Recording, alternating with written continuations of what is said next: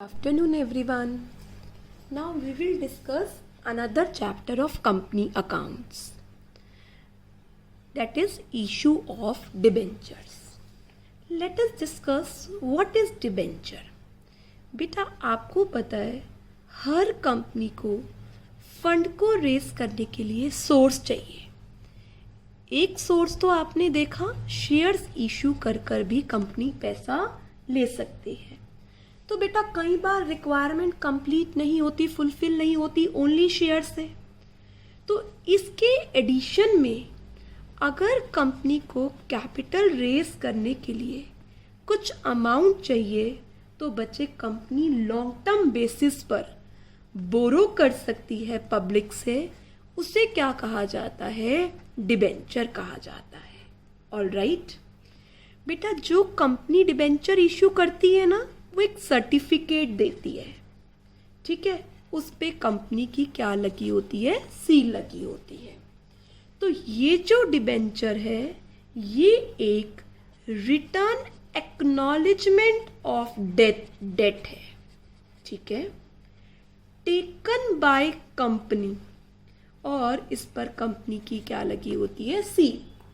ये एक्नॉलेजमेंट है कि हमने आपसे पैसा लिया है और इतने सालों में हम आपका पैसा रिफंड कर देंगे. जो ये सर्टिफिकेट होता है ना, इस सर्टिफिकेट में रीपेमेंट की टर्म्स लिखी होती हैं. कितना प्रिंसिपल सम होगा रिफंड, क्या इंटरेस्ट होगा, ये सारी बातें सर्टिफिकेट में लिखी होती हैं.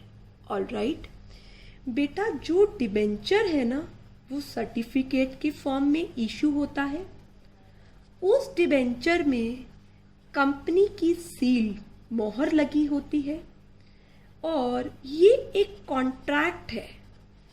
किसके रिगार्ड में? Repayment of principal sum and interest at a specific date. बच्चे जनरली कंपनी 10 ईयर्स से ज़्यादा तक डिबेंचर्स इशू नहीं कर सकती.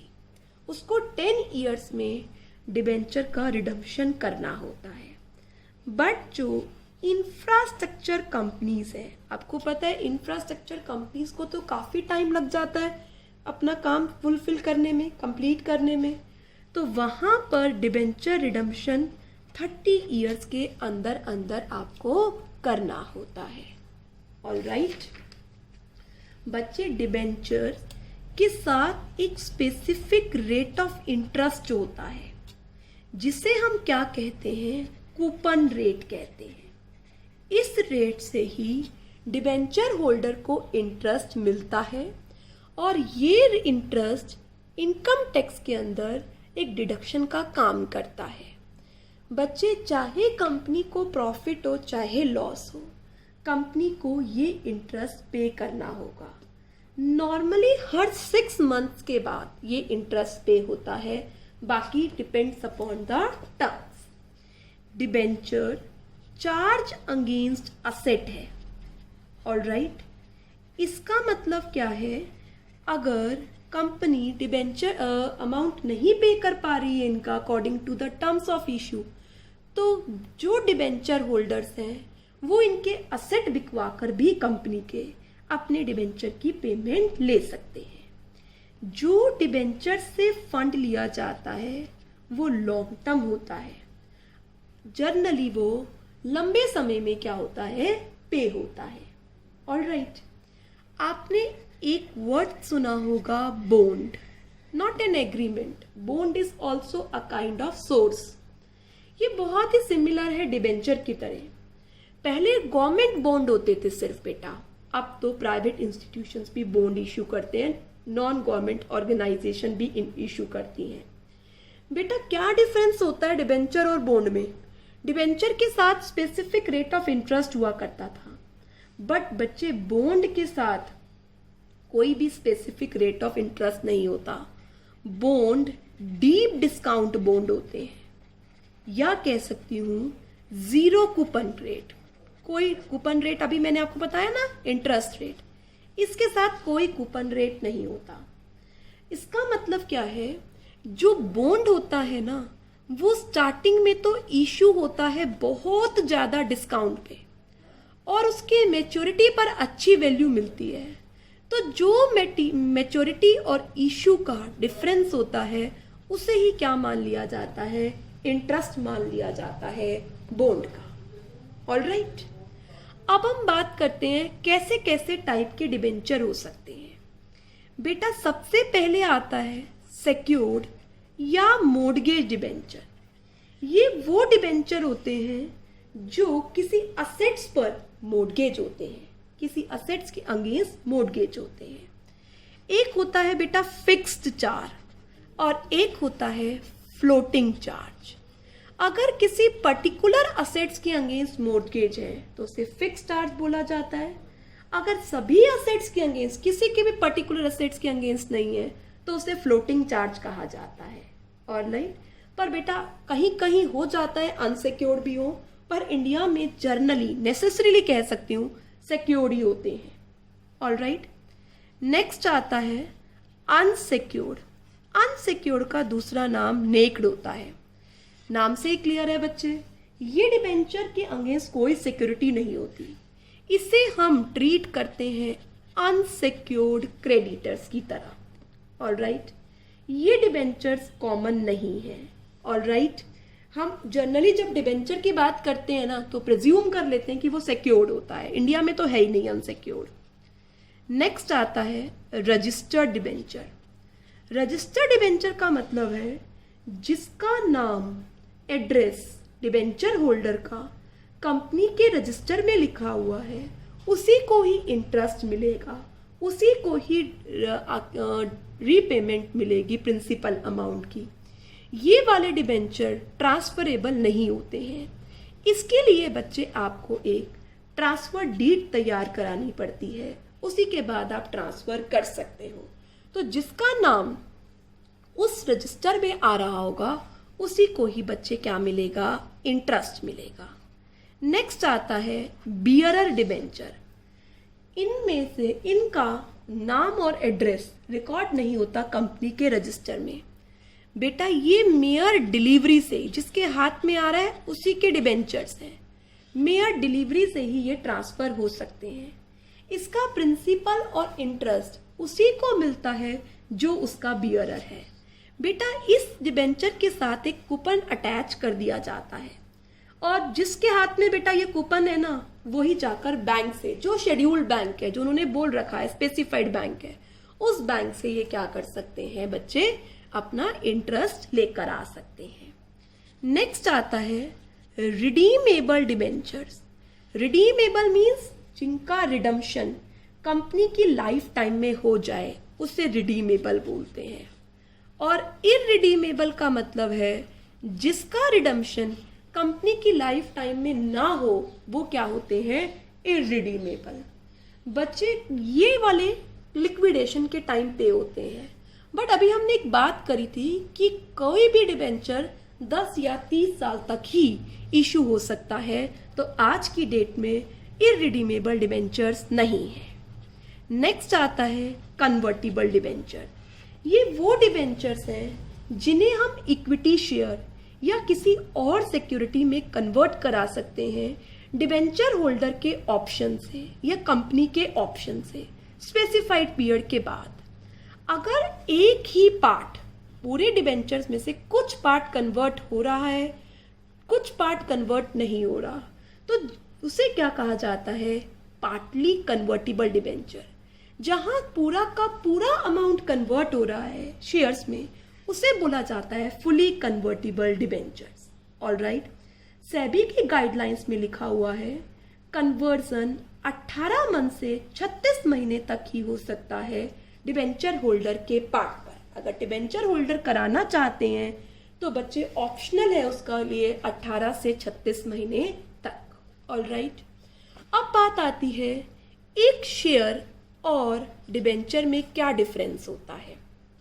बेटा वर्बली डिस्कस करते हैं। शेयर कैपिटल का पार्ट है, शेयर होल्डर ऑनर होते हैं कंपनी के। डिबेंचर लोन का पार्ट है, डिबेंचर होल्डर कंपनी के लिए क्रेडिटर्स का काम करते हैं, ये क्रेडिटर्स होते हैं बच्चे। शेयर होल्डर को बेटा डिविडेंड मिलता है, डिबेंचर होल्डर को बच्चे इंटरेस्ट मिलता है। डिविडेंड तभी पे होता है जब प्रॉफिट हो, पर इंटरेस्ट चाहे लॉस है तभी भी पे करना है। कंपनी कभी भी शेयर्स को बायबैक कर सकती है, बट डिबेंचर्स का जो टर्म्स ऑफ इशू है उसी को फॉलो करना होगा। डिविडेंड बाद में पे होता है, इंटरेस्ट पहले पे होता है। ऐसे ही इसकी प्रिंसिपल अमाउंट, इसका रीपेमेंट पहले होता है, इसका रीपेमेंट बाद में होता है। शेयर्स बेटा हमेशा अनसिक्योर्ड होते हैं, डिबेंचर सिक्योर्ड होते हैं। इनमें रिस्क कम है, इनमें रिस्क ज़्यादा है।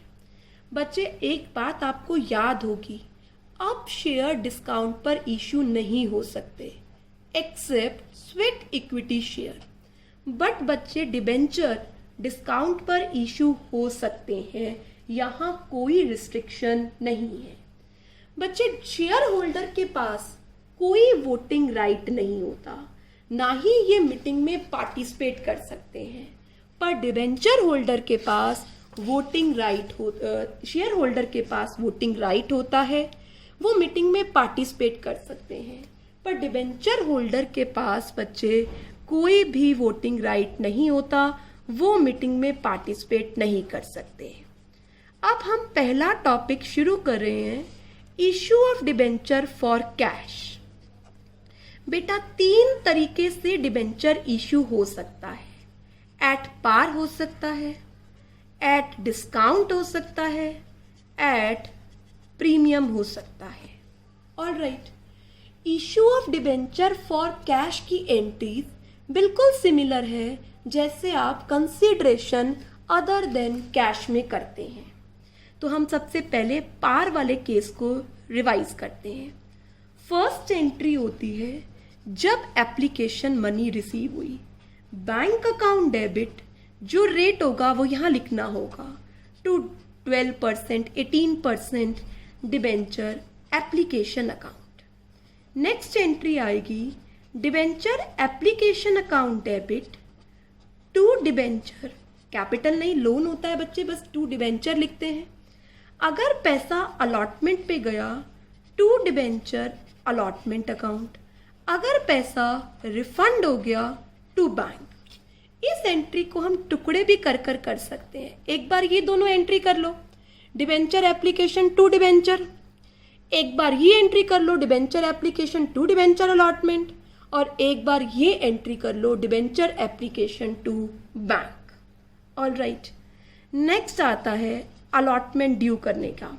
तो क्या एंट्री हो गई, debenture allotment account debit to debenture. Debenture allotment का पैसा रिसीव करने की एंट्री हो गई bank account debit to debenture allotment. ये दोनों एंट्री अलॉटमेंट की हो गई। अब हम कॉल पर आते हैं, एंट्री हो गई debenture call account debit to debenture. Call का पैसा रिसीव करने की एंट्री हो गई bank account debit to debenture call account. Alright बच्चे, तो आप देख रहे होंगे इसका प्रोसीजर बिल्कुल सेम है। जहां आप शेयर वर्ड लिखते थे वहां बच्चे मैं वर्ड क्या लिख रही हूँ, डिबेंचर लिख रही हूँ। Alright, now come to illustration number 1। Start reading with me. Govind limited issue 5000 12% debenture 100 का each at par. Sorry, application पे 20, अलॉटमेंट पे 20, फर्स्ट कॉल पे 30, फाइनल कॉल पर 30। पब्लिक ने अप्लाई किए हैं 6000 शेयर्स, 4500 को फुल दे दिया। एप्लीकेशन फॉर 800 वर अलॉटेड 500 और 700 को बच्चे रिजेक्ट कर दिया। फर्स्ट कॉलम का टोटल आता है जितनी एप्लीकेशन आई हैं, सेकेंड कॉलम का टोटल आता है जितना हम अलॉट कर सकते हैं। शुरू करते हैं। 45 इंटू 20 90,000, 800 इंटू 20 16,000, 700 इंटू 20 1400। बेटा ये ओवर सब्सक्रिप्शन का केस था, इसीलिए हमने इसकी क्या बनाई, टेबल बनाई। 14,000, 30 और 90 120। आगे चलते हैं। 45 इंटू 20 90,000, 500 इंटू 20 10,000। यहाँ का टोटल हो गया 1 लाख। इसका कुछ भी एक्सेस नहीं है। इसका 6,000 एक्सेस है, इसका 14,000 एक्सेस है, तो एक्सेस आ गया 20। ऑल राइट बच्चे, 6,000 5 इंटू 20 10 बनता है, तो 6,000 अलॉटमेंट पर एडजस्ट हो जाएगा और 14,000 बच्चे रिफंड हो जाएगा। Let's start. सबसे पहले एप्लीकेशन की एंट्री करो। क्या एंट्री हो जाएगी बच्चे एप्लीकेशन की, bank account debit to debenture application account. Application पर हमारे पास 1,20,000 आए हैं। Next, debenture application account debit to debenture, पैसा कहाँ कहाँ गया, टू डिबेंचर अलॉटमेंट और कहाँ गया बच्चे, रिफंड में, टू बैंक। 120 आए, डिबेंचर पर 1 लाख, ये तो अब आपको बहुत अच्छे से याद है, छोटा सा ही काम है आप लोगों के लिए। 6,000, रिफंड 14,000। ये हो गई हमारी एप्लीकेशन की एंट्री। बेटा सिमिलर वे में डिबेंचर अलॉटमेंट की एंट्री करो। क्या एंट्री होगी, एक बार डिबेंचर के आगे रेट देख लीजिए बेटा, 12%। तो याद रखना हर जगह 12% लगाना है जहाँ डिबेंचर वर्ड आ रहा है। All right, 12% debenture allotment account debit to debenture, 12% debenture. 5,000 into 20 1 lakh. बेटा क्या कहा था, आगे पढ़ो। एक डिबेंचर होल्डर जिसके पास 200 शेयर थे, उसकी मनी रिसीव हो गई, assuming that all money duly received accept final call on 200 share. बेटा फाइनल कॉल नहीं दिया, वहाँ जाकर देखेंगे। अभी आप अलॉटमेंट को रिसीव कर लो। Bank account debit to debenture allotment account. बच्चे 1 लाख आना चाहिए था, 6 ऑलरेडी आ रखा है, तो कितना जाएगा, 94,000। अब आगे आ जाइए, कॉल ड्यू करिए, debenture first call account debit to debenture, 5,000 into 30 150। बेटा सब लोगों ने फर्स्ट कॉल दे दी। क्या एंट्री होगी, bank account debit to debenture first call 1,50,000। Second call due करिए, क्या एंट्री होगी, debenture second call account debit to debenture, 5,000 into 30 150। एक पर्सन जिसके पास 200 शेयर डिबेंचर थे, उसने 30 रुपये के हिसाब से 6,000 रुपये नहीं पे किया। रिसीव की क्या एंट्री हो जाएगी, bank account debit to debenture second call या फाइनल कॉल, 6,000 माइनस कर दीजिए 144। यहाँ बेटा फोरफिट वगैरह कुछ नहीं होगा। ऑल राइट, अब आपको ये बात अच्छे से पता है कि अगर कोई पैसा पहले दे दे तो उसे कॉल्स इन एडवांस बोलते हैं। जब कॉल्स इन एडवांस आता है तो बैंक वाली एंट्री में क्रेडिट होता है, और जब आना चाहिए वापस क्या कर देते हैं बच्चे, डेबिट करते हैं। ऑल राइट, तो हम इलस्ट्रेशन नंबर 3 डिस्कस करते हैं। Come to illustration number 3। पढ़िए। Rose limited issue 10,000 10% debenture. कैसे, एप्लीकेशन पर 10 रुपये, अलॉटमेंट पर 20 रुपये, फर्स्ट कॉल पर 30 रुपये, सेकेंड कॉल पर 40 रुपये। अरुण जिसके पास 500 डिबेंचर है, उसने अलॉटमेंट मनी नहीं दिया और ये अमाउंट फर्स्ट कॉल के साथ दे दिया। और दिनेश ने, इसके पास 800 शेयर्स हैं, उसने कॉल्स इन एडवांस अलॉटमेंट के साथ दे दिया। तो यहाँ कुछ एरियर है, और बेटा कुछ एडवांस है। तो सबसे पहले एप्लीकेशन रिसीव करते हैं। क्या एंट्री होगी? Bank account debit to 10% debenture application account. 10,000 into 10 1 lakh rupees. All right. Next 10% debenture application account debit, कोई ओवर सब्सक्रिप्शन नहीं है, टू 10% डिबेंचर अकाउंट। कितने से? 1 लाख रुपीज से। ये तो हो गया बच्चे दोनों एप्लीकेशन की एंट्री। अब अलॉटमेंट ड्यू करते हैं। किसी ने अलॉटमेंट नहीं दिया है और किसी का कॉल्स इन एडवांस है, तो करें बच्चे अलॉटमेंट ड्यू करो। 10% डिबेंचर, ये तो अब आपको बहुत अच्छे से आता है। Allotment account debit to 10% debenture. 10,000 into allotment कितने की है? 20। 10,000 इंटू 20 2 लाख। आपकी मर्जी है, calls in arrear account open कर सकते हैं या डायरेक्ट बैंक वाली एंट्री में से भी माइनस कर सकते हैं। Bank account debit to 10% debenture allotment. एक पर्सन का यहाँ कॉल्स इन एडवांस है। बेटा 2 लाख रुपीस आना चाहिए था।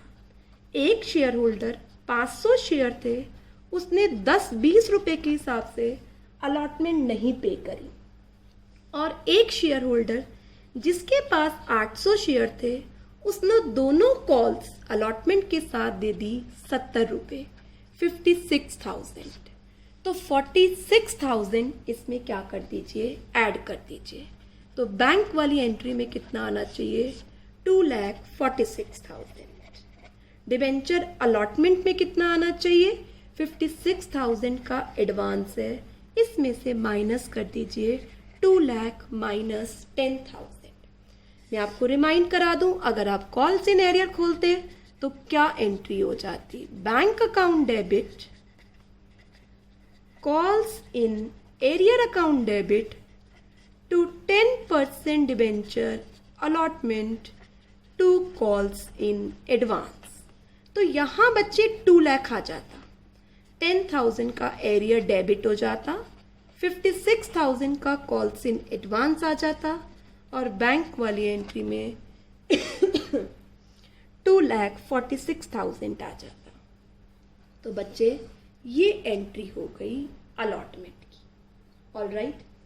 अब हम फर्स्ट कॉल करते हैं। फर्स्ट कॉल की हमने एंट्री करी debenture 10% debenture first call account debit to 10% debenture. कितने से करेंगे ये एंट्री?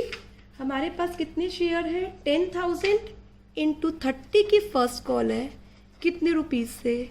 3 लाख रुपीज से। नेक्स्ट एंट्री होगी बैंक अकाउंट डेबिट। बेटा रिमाइंड करो, यहाँ पर कुछ कॉल्स इन एडवांस था, वो debit to 10% first call debenture first call. आना चाहिए था 3 लाख। अब 800 शेयर पर 30 रुपये, 24,000 पहले आया हुआ है, तो यहाँ पर कितना आ जाएगा? 2,76,000। एक बात और थी, जिसका यहाँ पर एरियर है वो भी रिकवर हो गया। तो ध्यान से एंट्री देखो एक और, बैंक अकाउंट डेबिट किसका पैसा आया? टू 10% डिबेंचर अलॉटमेंट 10,000 रुपये से। ये एंट्री आप तब करेंगे जब कॉल्स इन एरियर अकाउंट नहीं खोल रहे हैं। अगर बच्चे आप कॉल्स इन एरियर अकाउंट खोल रहे हैं तो यहाँ पर आपने कॉल्स इन एरियर को डेबिट किया होगा, तो एंट्री हो जाएगी bank account debit to calls in arrear. यहाँ कॉल्स इन एरियर वापस क्या हो जाएगा? क्रेडिट। यहाँ डिबेंचर अलॉटमेंट क्रेडिट होगा और यहाँ क्या क्रेडिट होगा? कॉल्स इन एरियर क्रेडिट होगा। कितने से बच्चे? वही 10,000 से क्रेडिट होगा। ऑल राइट, आगे चलते हैं। अब बारी आती है last second and final call की। यस, पहले ड्यू करो 10% debenture second call account debit to 10% debenture. कितना बच्चे, कितने डिबेंचर्स थे हमारे? 10,000. 10,000 इंटू 40, 4 लाख. रिसीव करेंगे तो बेटा कुछ कॉल्स इन एडवांस आया हुआ है, एरियर तो है ही नहीं, जिसका अलॉटमेंट ड्यू था उसने यहाँ नहीं दिया, यहाँ दे दिया. तो नेक्स्ट एंट्री क्या होगी? Bank account debit to debenture second call. तो कितना अमाउंट आएगा? जो कॉल्स इन एडवांस क्रेडिट कर रखा है वो वापस क्या कर दो? डेबिट. 800 इंटू 40, 32,000. आना चाहिए था 4 लाख. तो कितना अमाउंट रिकवर होगा? 3,68,000. ऑल राइट बच्चे, तो आज अभी हमने इस वीडियो में issue of shares at par discuss किया है. एट प्रीमियम, एट डिस्काउंट हम सब्सिक्वेंट वीडियोस में डिस्कस करेंगे. ऑल राइट बेटा, वैसे प्रीमियम में भी कुछ नहीं है, जैसे आप वहाँ प्रीमियम को क्रेडिट करते थे, यहाँ भी आपको प्रीमियम को क्या करना है? क्रेडिट करना है. और एक बात हमने और डिस्कस करी थी कि डिबेंचर डिस्काउंट पर भी इशू हो सकते हैं. तो हम तीसरा टॉपिक इसी में ही डिस्काउंट पर क्या एंट्री होगी ये डिस्कस करेंगे सब्सिक्वेंट वीडियो में. तो आज आपका होमवर्क है, थ्योरी को रीड करें अच्छे से और साथ में एट पार वाले क्वेश्चंस आपको करने होंगे. ऑल राइट बच्चे, hope you understand debentures. It's quite easy than issue of share. Do your work regularly and be honest towards your studies. Stay home, stay safe. Goodbye, बच्चे.